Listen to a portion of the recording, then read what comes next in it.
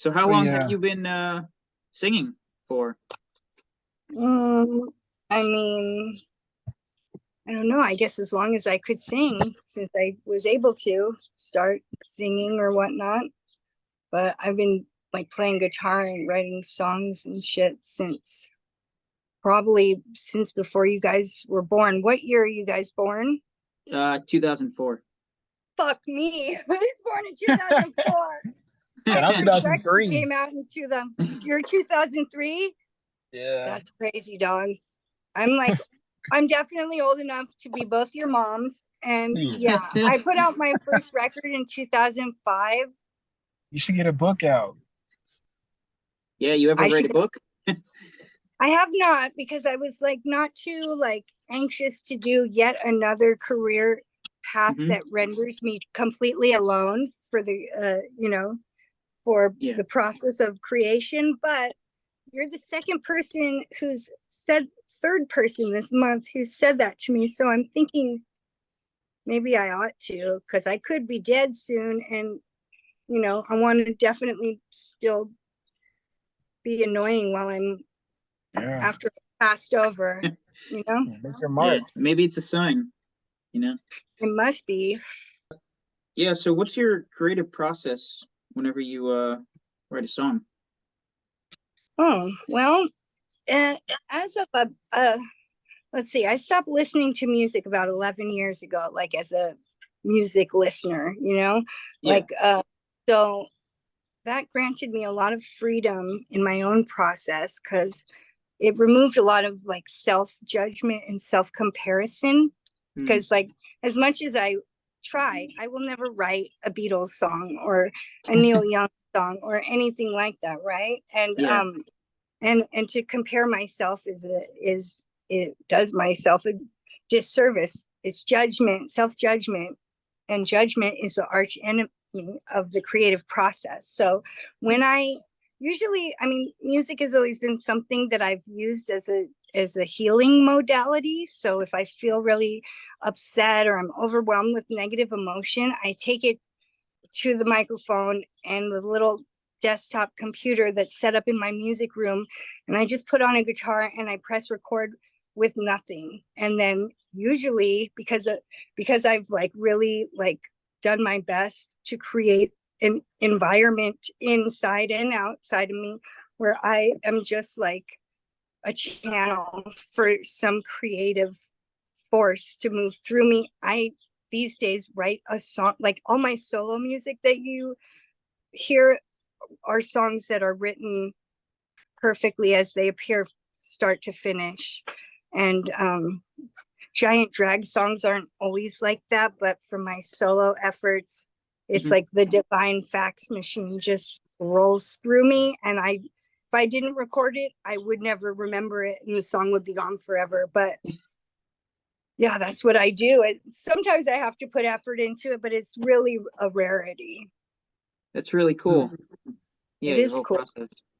Yeah. Yeah, it's spiritual in nature, and that's why like I didn't like once I signed up for a music theory college class, and I left halfway through the first class on the first day because I was like, oh no, this will ruin everything for me and make me think instead of just Doing. allow.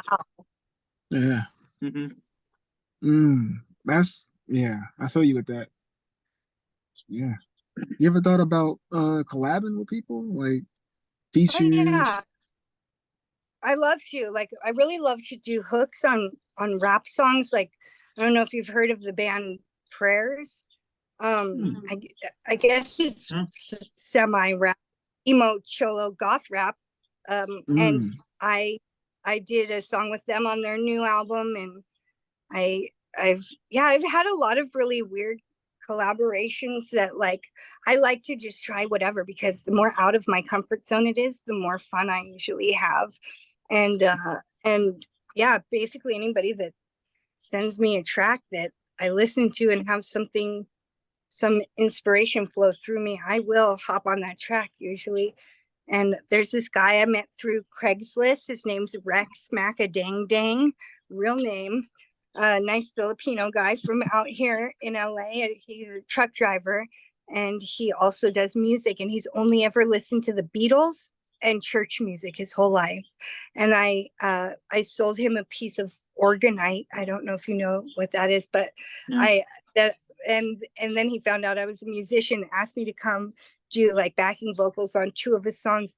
And they're so like, I love this guy's music. He has a voice of an angel, and it's like really, Yeah. I'm just like, how did this even happen? I don't know, but I love it. Like, one of the songs is like the epitome of like, just like, if you feel fucked up or you want to like kill yourself one day, you put on this Rex Mac a Dang Dang song called Gimme Love, and you're just like, here. And that's just how it is. You know, it's amazing. Yeah, I feel like that's one of the things, even in your, the movie that you're in, Dash Cam, that I, missed out on. You were rapping and stuff. Music, I remember that's your number one thing. Yeah. Yeah. And all that was freestyle, like there was days of filming where like all I had to do was freestyle again and again and again. And especially for the credits at the end, lots of hours of freestyling went into that. And yeah, it was a fun process, and I think less fun once the movie came out and half the world reminded me that they're idiots by getting offended. Yeah. What a bunch of bullshit. It's like, and I get it, it's confusing because the character's name is Annie Hardy and is 98% totally me, but it's still a fucking movie and it's not me. And like, don't be a witch and cast witch spells on me and curse me and like fucking come at me on Twitter talking shit, because it is a movie at the end of the day. Angela's not really a demon, and I'm not really a Trumper. And it's like, fucking relax, everybody. Fuck. Wrap us up with this one. This is a perfect interview. I love how you touch the things that are going on today, because that needs to be touched on more. The inside A scoop. lot. It's not. Yeah. Yeah. I mean, it's just like nobody wants to speak to it because the very truth, all the truths in this world are designed to sound crazy so that they're dismissed immediately. You know what I'm saying?